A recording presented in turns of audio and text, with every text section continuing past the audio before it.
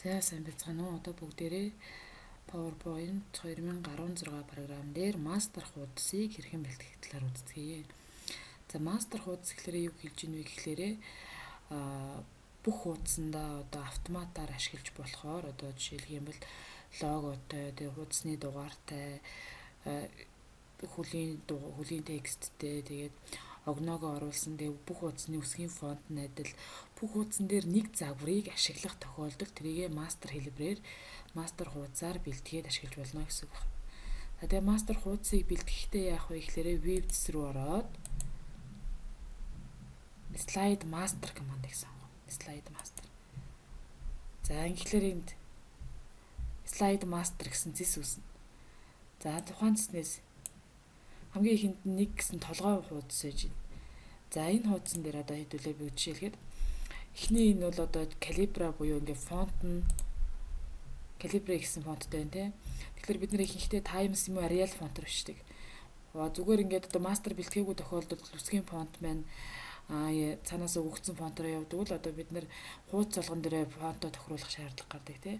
За тэгэхгүйгээр одоо бүх хуудсан дээр автоматар томондоо тохируулж яах юм бол энэсээ төвчүүлээд фонт өгөх хэсгээсээ Times New Roman гэсэн фонтоо сонгож байна. Times New Roman.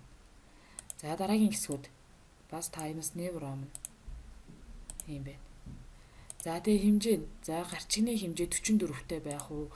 Эсвэл одоо 48-тай байх уу тий?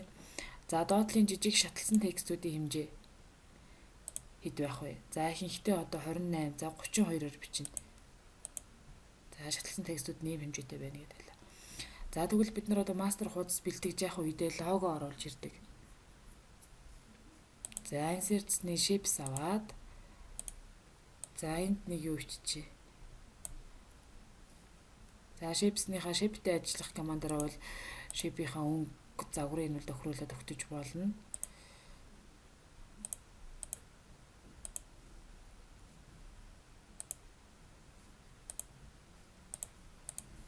За энэ дээр одоо жишээлбэл онлайн хичээлж тийм үү те. За тэгээд энэнийхээ фонтын тохируулаа өгч нь бас.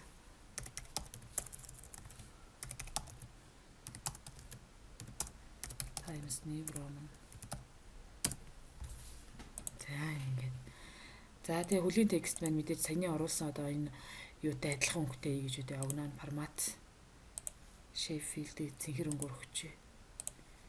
За footer маань бас ийм өнгөн дээр гарна. Хуудасны дугаар маань муу адил энэ өнгөн дээр гарна. За footer дээрээ одоо юуг очиж өгч. За тайлан гэдэг юм уу те. Юуны талаар эсвэл энэ дээр өөрийнхөө нүг хийж байгаа нэрээ бичсэн ч болно. Тайлан хөлийн текстэн дээр л ямар мэдээлэл гаргах чаана тэрийг гаргачихна. За энэ байна. За эсвэл бас лого зурагнууд оруулж ирж болно. Assets руу ороод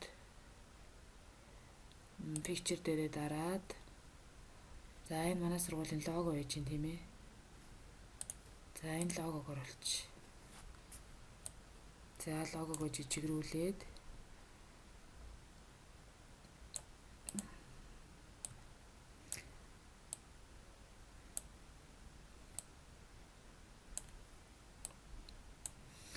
за ингээхээр тухайн одоо саяны бид нарын хийсэн тэмдэглэгээ тэгээд онлайн хичээлсэн тэмдэглэгээ бүх хуудсанд ингээд ороод ирж байна гэсэн үг байна. За тэгээд бүх хуудасны одоо юунууд нь бол үсгийн фонт нь 14, хэмжээ нь болохоор гарчигны хчаар дараагийнхт нь 24 ч гэдэм үү те ингээд янз бүр яваад ирж байна гэсэн үг байна. За одоо тэгвэл одоо бид нар хөөмцсний layout гэсэн хэсгээс юу сонгож өгдөг байгаа. Хуудасны гаралтын загвар сонгож өгдөг тийм ээ. За эдгээр бол одоо дараагийн жижиг хуудаснууд бүгд гаралтын загвар. За энэ бол гарчиг, дид гарчиг ямар хэмжээтэй байх вэ? Гарчиг болон дид гарчиг. За гарчигны хэмжээ нь болохоор 48-аар дараагийнх нь болохоор жижиг гарчиг бол 32-оор байна гэдэг ингээд явж байна. За дараагийн нөгөө нэг контент оруулах загвар байна. Гарчиг нь бас 48-аар байна. Дараагийнхд нь болохоор 32-оор байна. За өөр төрлийн гарчиг хийх тохиолдолд энэ гарчиг маань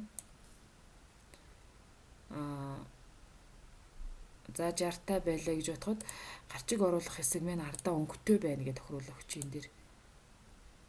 За гарчиг оруулах хэсэг дээрээ нөө тод цэнхэр өнгөө өглөө. Нэг чүд нарийсгаад доотлын жижиг гарчиг өгөх хэсэг дээрээ болохоор бүдэг өнгөө.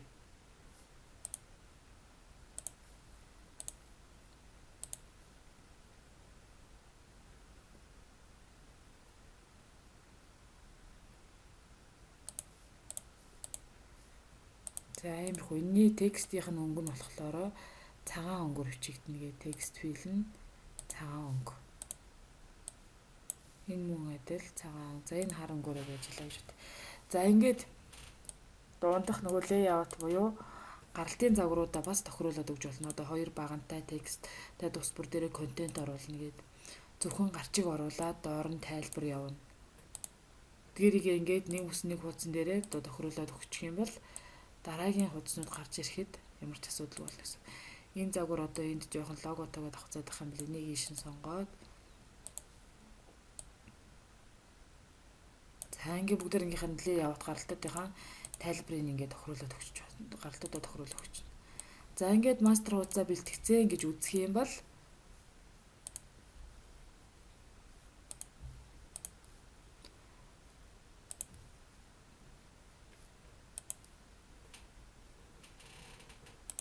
slide master гэсэн үз рүү орж байгаад одоо close master slide гэдгийг хаачна.